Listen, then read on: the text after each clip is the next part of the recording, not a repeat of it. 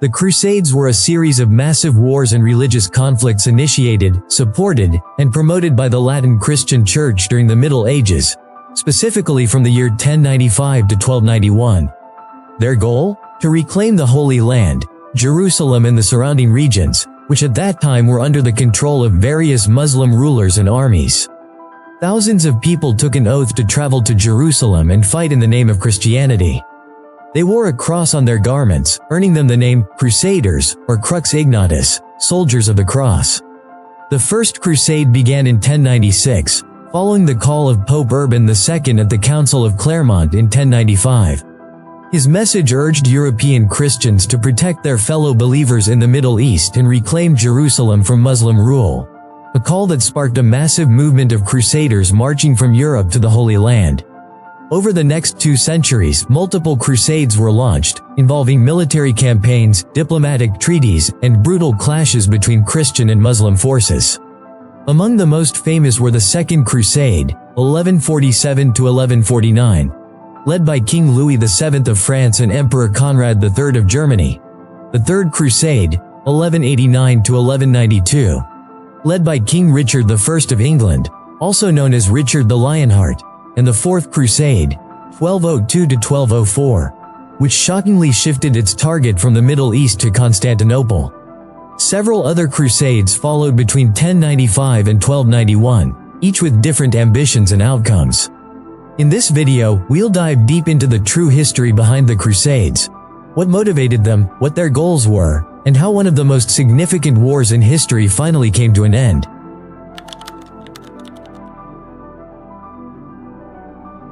After the Muslim armies defeated the Byzantine Empire at the Battle of Yarmouk in the year 636, Jerusalem fell under the control of the Umayyad, Abbasid, and Fatimid caliphates. During this period, political relations, trade, and religious tolerance between the Arab world and Christian Europe fluctuated, until tensions reached a breaking point in 1072. That year, the Fatimids lost control of Palestine to the rapidly expanding Seljuk Turks, whose campaigns across the Middle East reshaped the region's balance of power.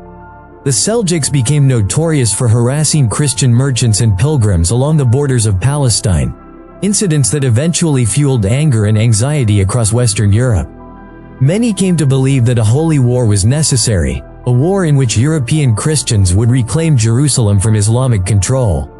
However, while religion played a major role, the Crusades were not purely a conflict between two faiths. The motivations were far more complex, blending religious zeal, political ambition, economic opportunity, and even the lust for adventure and conquest. Spiritually, Crusaders were driven by Christian devotion and the Pope's call to liberate the Holy Land from Muslim rule. Yet, many also joined the cause seeking land, wealth, or social prestige. Meanwhile, internal divisions within both the Crusaders and the Muslim world further complicated the wars. Among Muslims, sectarian conflicts between Sunni and Shia groups, along with rival dynasties, shaped the dynamics of the Crusades.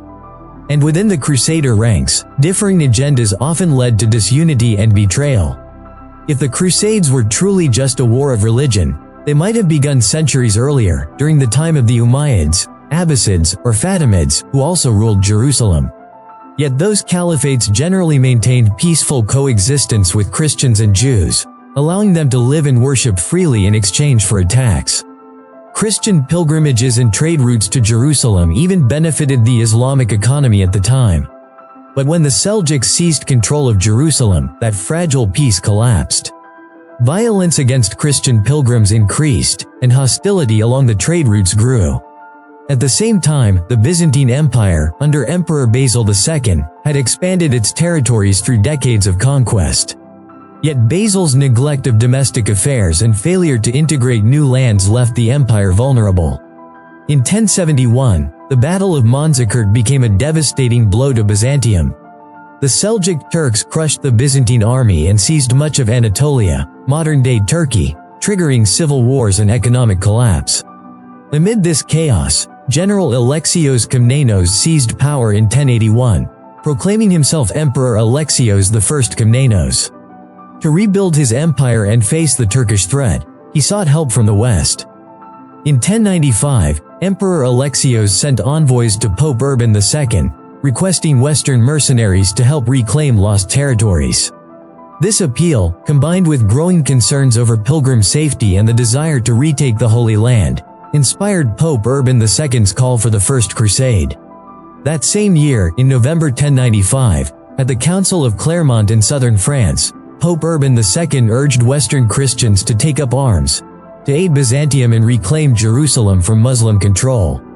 According to chronicler Robert the Monk, who wrote about 25 years later, Pope Urban declared that anyone who journeyed to Jerusalem not for wealth or glory, but purely out of devotion, could have their sins forgiven, their pilgrimage serving as penance for all wrongdoing.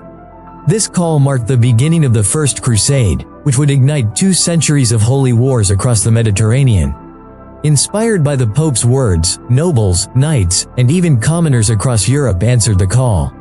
They sewed the symbol of the cross onto their garments, a mark of loyalty to the Church and a promise to liberate Jerusalem. Interestingly, from a theological perspective, Christianity at that time had no concept of a holy war. Warfare could be considered justified, but never sacred. Salvation could not be earned through combat. However, pilgrimage to the Holy Land was believed to bring spiritual merit. And Pope Urban II brilliantly combined these 2 ideas, transforming a military expedition into a sacred pilgrimage. And so, the First Crusade began, a journey that would reshape both the Christian and Muslim worlds for centuries to come.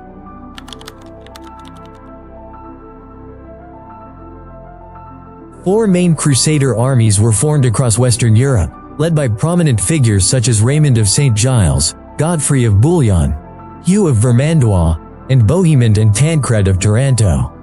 In August of 1096, they began gathering their forces and marching toward Byzantium. Meanwhile, another group known as the People's Crusade, made up mostly of peasants and commoners, set out earlier under the leadership of Peter the Hermit. When Peter's army reached the outskirts of the Byzantine Empire, Emperor Alexios advised them to wait for the arrival of the Western nobles, whose armies would reinforce the campaign. But Peter's followers refused. Eager and undisciplined, they pushed forward, and were soon ambushed by the Seljuk Turks near the city of Nicaea. Out of tens of thousands, only about 3,000 managed to escape. At the same time, another group of crusaders led by Count Emicho carried out brutal massacres of Jewish communities across cities in the Rhineland in 1096, a dark chapter that created deep wounds between Jewish and Christian communities in Europe. When the four main Crusader armies finally reached Constantinople, Emperor Alexios demanded that their leaders swear oaths of loyalty to him, recognizing Byzantine authority over any territory they might conquer from the Turks, and even future conquests. Most agreed, but Bohemond refused. The Crusaders' first major battle came with the Siege of Antioch, which lasted from October 1097 to June 1098. After months of starvation and fierce fighting, they finally captured the city, only to face an immediate counterattack by a massive Muslim army led by Kurbaga of Mosul. Bohemond's forces managed to defeat Kurbaga, and what followed was a bloody massacre of the city's Muslim population in June 1098. After the victory, Bohemond stayed behind to secure control of Antioch, while the rest of the Crusader forces continued southward toward Jerusalem, conquering several towns along the way. The Crusaders reached Jerusalem on June 7, 1099. With the help of engineers from Genoa, they constructed 2 siege towers, catapults, and other siege engines to breach the city's walls. In July 1099, Godfrey of Bouillon ordered a full-scale night assault on what he believed to be the weakest section of Jerusalem's defenses. After a brutal siege, the Crusaders broke through on July 15, 1099, capturing the city. What followed was another massacre, with between 3,000 and 10,000 Muslim and Jewish inhabitants killed. A few weeks later, on August 12, 1099, Crusader forces under Godfrey defeated the Egyptian army at the Battle of Ascalon, securing their hold on Jerusalem and marking the end of the First Crusade. Godfrey was soon declared Advocatus Sancti Sepulchri, protector of the Holy Sepulchre, effectively becoming ruler of the new Kingdom of Jerusalem. To defend their conquests, the Crusaders established 4 Crusader states, known collectively as the Outremer, meaning lands beyond the sea. These included the Kingdom of Jerusalem, the County of Edessa, the Principality of Antioch, and the County of Tripoli, But peace did not last long. Internal rivalries and the rising unity among Muslim forces soon reignited the conflict, paving the way for the Second Crusade.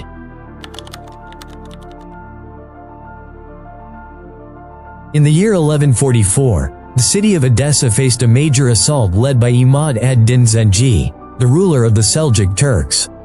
This campaign was launched not only to reclaim Muslim territories but also as revenge for the massacres carried out by the Crusaders against Muslim populations. After capturing Edessa, Zengi and his forces unleashed a brutal slaughter upon the Christian inhabitants. Many were killed, taken captive, or enslaved. The fall of Edessa sent shockwaves through Europe and became the spark that ignited the Second Crusade, which lasted from 1147 to 1149. It was also tied to the broader events of the Reconquista in Spain and the Northern Crusades in the Baltic region. After Edessa's fall, Muslim forces began consolidating their power under the leadership of Salah ad-Din al-Ayyubi, Saladin, who would later go on to recapture Jerusalem for the Muslim world. In December 1145, Pope Eugene III issued the papal bull Quantum Praedecessors, calling for a second crusade to restore Christian control over Edessa. This crusade was meant to be more organized than the first and was led by some of Europe's most powerful rulers, King Louis VII of France and Emperor Conrad III of Germany, joined by several princes and nobles. In May 1147, Conrad III and his army set out toward the Holy Land. However, during their passage through Byzantine territory, tensions arose with Emperor Manuel I Komnenos, leading to clashes near Constantinople. Conrad's army was defeated, forcing them to retreat toward the Bosphorus coast before continuing their march into Anatolia. Once in Anatolia, the Crusaders were ambushed by the Seljuk Turks under Sultan Mehsud I at the Battle of Dorylaeum II on October 25, 1147. The attack was devastating. Conrad's army suffered heavy losses, nearly facing total annihilation. Meanwhile, Louis VII's French army departed in June 1147 and eventually joined the remnants of Conrad's forces in northern Turkey. After regrouping, they launched a counter-offensive and managed to win a victory against the Seljuks at the Battle of Ephesus on December 24, 1147. But the following year, in January 1148, the Crusaders were again defeated by Mehsud's forces, suffering tremendous losses. Weakened by disease and exhaustion, they continued toward Antioch, their numbers greatly diminished. By March 19, 1148, the Crusaders finally reached Antioch, still hoping to reclaim Edessa, but their plans soon changed. Baldwin III of Jerusalem and the Knights Templar proposed a new strategy. Instead of Edessa, they would target Damascus, which had long been a Muslim stronghold. During the Council of Acre on June 24, 1148, the Crusader leaders agreed to this new plan. The siege of Damascus began on June 24 and lasted only 5 days, ending on June 28, 1148, with a disastrous defeat for the Crusaders. Poor planning, lack of coordination, and the timely intervention of Nur ad-Din, Zengi's son, helped secure Damascus's defense.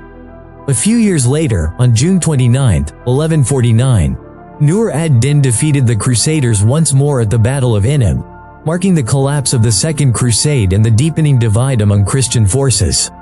This failure would eventually lead to the fall of Jerusalem to Saladin in 1187, when Balian of Ibelin surrendered the city after the siege of Jerusalem on October 2.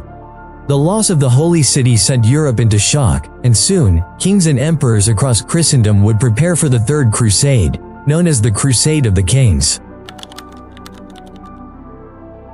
After the failure of the Second Crusade, Pope Gregory VIII issued the papal bull Audita Tremendi on October 29, 1187, calling for the start of the Third Crusade.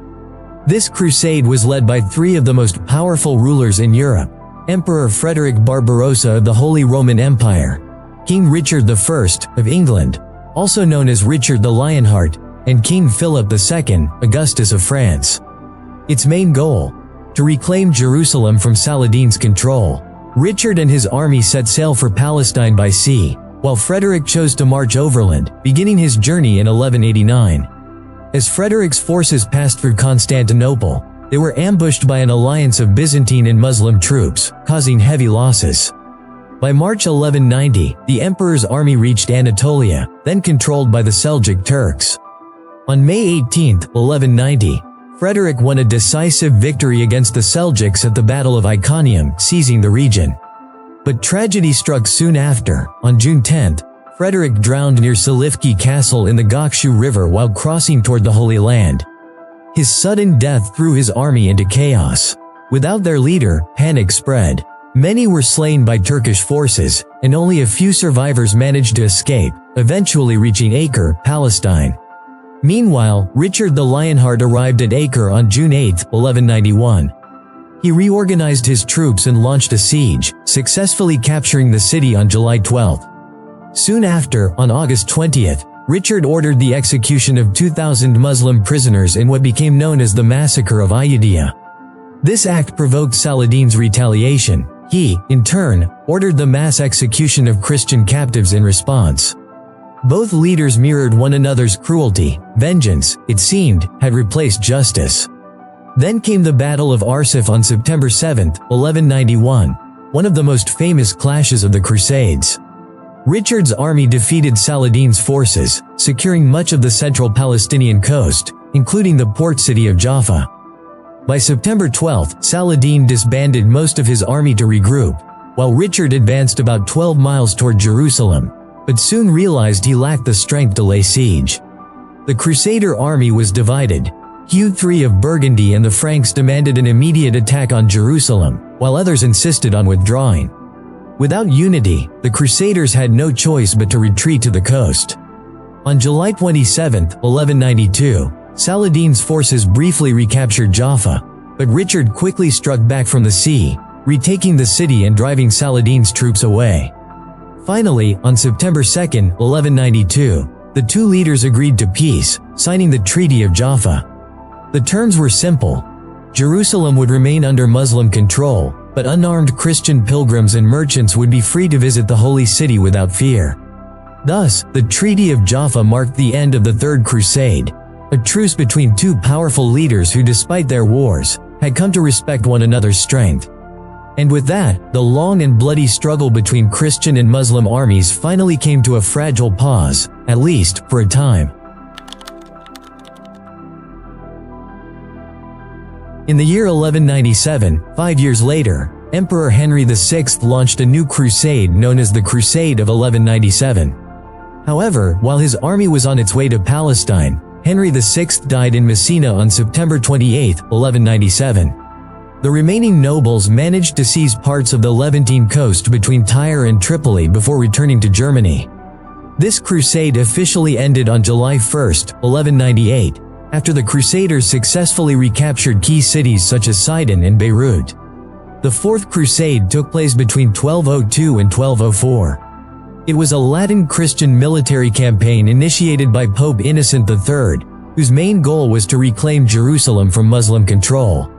However, a series of economic and political events led to the Crusaders' diversion. First, the attack on Zara in 1202, and later, the sack of Constantinople in 1204. The sack of Constantinople caused the Byzantine Empire to fragment into three successor states: Nicaea, Trebizond, and Epirus. This event resulted in the Partitio Terrarum Imperii Romania, or the division of the Byzantine Empire by the Crusaders and their Venetian allies. This period came to be known as the Francocratia, a Greek term meaning "rule of the Franks." The Fourth Crusade significantly deepened the East-West Schism, the great divide between the Roman Catholic and Eastern Orthodox churches, and dealt a devastating blow to the Byzantine Empire. This contributed to its decline and eventual fall, while also increasing instability throughout the region. The sack of Constantinople and its aftermath, along with the loss of thousands of lives, left the area weakened and vulnerable to future invasions. Furthermore, the empire lost control over much of the Balkans, Anatolia, and surrounding islands, making it susceptible to attacks by small Turkish beyliks, which later united to form the Ottoman Sultanate that eventually conquered Constantinople. The Fifth Crusade, which took place between 1217 and 1221, continued the effort to reclaim Jerusalem and the rest of Palestine by targeting Egypt, which was then ruled by Sultan al-Adil, the brother of Saladin. Pope Honorius III organized the Crusader forces, led by King Andrew II of Hungary and Duke Leopold VI of Austria, in a campaign to retake Jerusalem. However, their attempt failed, and the city remained under Muslim control. In 1218, German forces under Oliver of Cologne, along with combined forces from the Netherlands, Flanders, and Frisia led by William I, Count of Holland, joined the crusade to attack Damietta in Egypt. In November 1219, they succeeded in capturing the port of Damietta and proceeded south toward Cairo in July 1221. However, they were forced to retreat due to supply shortages. At that time, Sultan al-Kamil of the Ayyubid dynasty launched a sudden counterattack and defeated the Crusaders at the Battle of Mansura in August 1221. Although the Crusaders still held strong influence in Damietta, they proposed to withdraw from the city and agreed to an 8-year truce with the Sultan. As part of this agreement, both sides consented to allow safe passage for Crusader troops, release prisoners, and return the relic of the True Cross. Before Damietta was surrendered, both sides exchanged hostages, including John of Pren and Herman of Salza from the European side, and one of al-Kamil's sons from Egypt. The official handover of Damietta to Sultan al-Kamil took place on September 8, 1221, marking the end of the Fifth Crusade and failure for the Crusaders. The Sixth Crusade began in 1228 as another attempt to reclaim Jerusalem after the previous failure. This time, however, the focus shifted to diplomacy. Emperor Frederick II negotiated directly with Sultan al-Kamil, resulting in the Treaty of Jaffa on February 18, 1229. This agreement returned Jerusalem to Christian control, while allowing Muslim pilgrims to freely enter the city without interference from Christians. Through this treaty, the Sixth Crusade achieved victory, not through warfare, but through diplomacy, restoring Jerusalem to Christian rule. It set a significant precedent, proving that a crusade could succeed without direct papal involvement or massive bloodshed.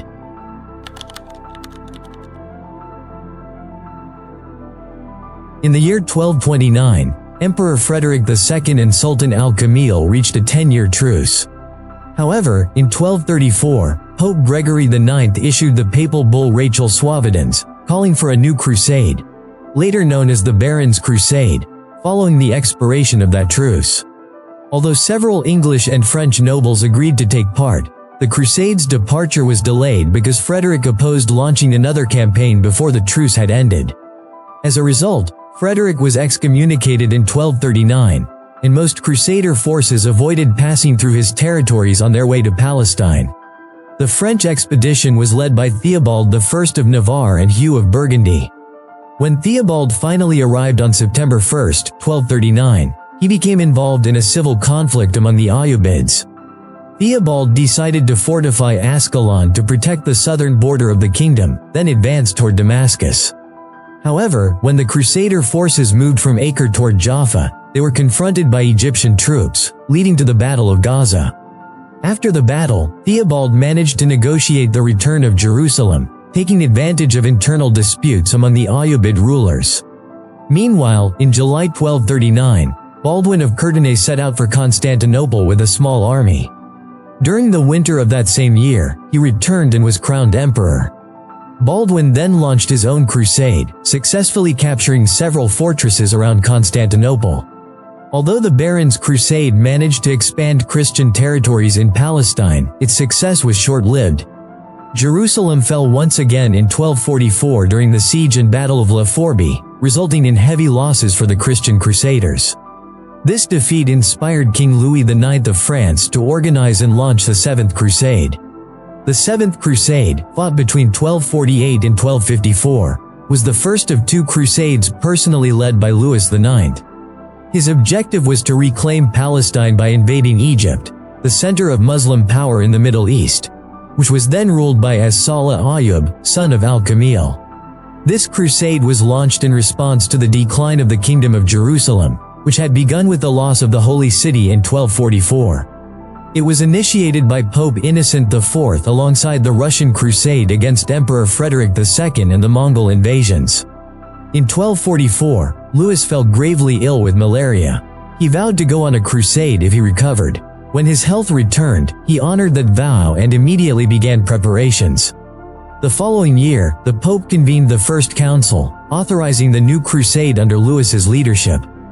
When Rome came under siege by Frederick, The Pope issued Ad Apostolicae Dignitatis Apicem, officially reaffirming the emperor's excommunication and stripping him of his titles to the empire and Naples.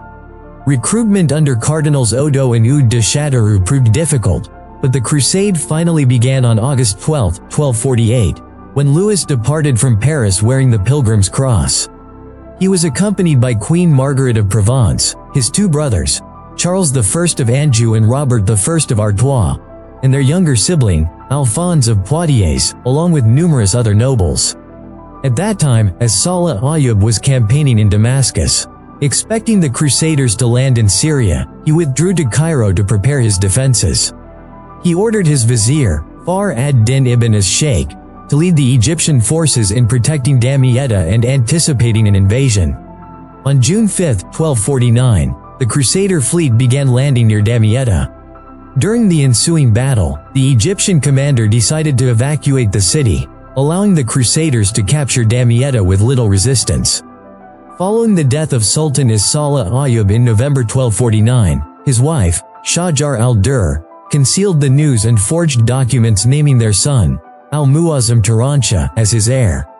In December, Louis encamped along the opposite bank of the Nile near Mansoura. For 6 weeks, the Crusader and Egyptian armies faced each other across the canal, until the Battle of Mansoura on February 11, 1250, which initially ended in a Crusader victory. On February 28, Turanshah arrived from Damascus and launched a counterattack against the Franks, cutting off their supply lines from Damietta. This caused severe starvation and disease among Louis's forces. The Battle of Fariskar, fought on April 6, 1250, ended in a crushing defeat for the Crusaders. Louis was captured and forced to surrender Damietta, paying a large ransom in exchange for his freedom. This marked the end of the Seventh Crusade. After the disastrous campaign in Egypt, Louis IX remained in Syria until 1254, working to strengthen the remaining Crusader states. However, the growing Mongol threat prompted Qutuz, a Mamluk leader, to seize power in 1259.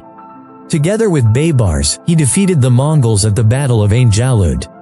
Baybars then captured Damascus and Aleppo before taking full control following Qutuz's death. Between 1265 and 1271, Baybars expelled the Franks from most of their coastal strongholds. His goal was to prevent an alliance between the Latin Christians and the Mongols while maintaining access to trade routes through the Russian steppes. During this period, conflicts among the Crusader states continued, including the War of St. Sabas. In 1270, Charles of Anjou organized the Eighth Crusade, launching an attack on Tunis for his own political and economic gain. However, the campaign failed when many Crusaders succumbed to disease, and King Louis IX himself died in Tunis on August 25. Finally, in 1291, the fall of Tripoli and the defeat at the Siege of Acre marked the end of Western Europe's presence in Palestine, and the conclusion of the Crusades aimed at reclaiming Jerusalem. The Crusades were ultimately a complete failure in establishing lasting Christian kingdoms in the Holy Land of Jerusalem. With the rise of the Ottoman Empire, the region remained firmly under Muslim control, as it largely still is today. The Crusades also brought enormous consequences to all sides involved. Beyond death, destruction, and suffering, these wars left behind deep political, economic, and social impacts that lasted for centuries. Moreover, the idea of the Crusade itself was later used as a religious justification for the conquest of the so-called New World during the 15th and 16th centuries. At the same time, the Crusades played a significant role in strengthening Europe's sense of identity and cultural unity. The shared mission to reclaim the Holy Land from Muslim control inspired solidarity among Europe's many nations, who began to see themselves as part of a larger Christian community. However, this unity also came with darker consequences, such as the rise of xenophobia and hostility toward minorities like Jews and Muslims in Europe, effects that still echo even today.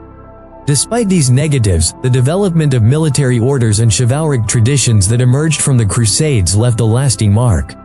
The ideals of chivalry, honor, and bravery became deeply embedded in European culture, shaping its social and military structures for generations. And though separated by time and distance, these interactions may have indirectly sparked Europe's awareness of the scientific and intellectual advancements flourishing in the Islamic world, in mathematics, astronomy, medicine, and philosophy. Knowledge that would later enrich European thought and help lift the continent out of the Dark Ages, guiding it toward the Age of Enlightenment, the Renaissance. Thank you.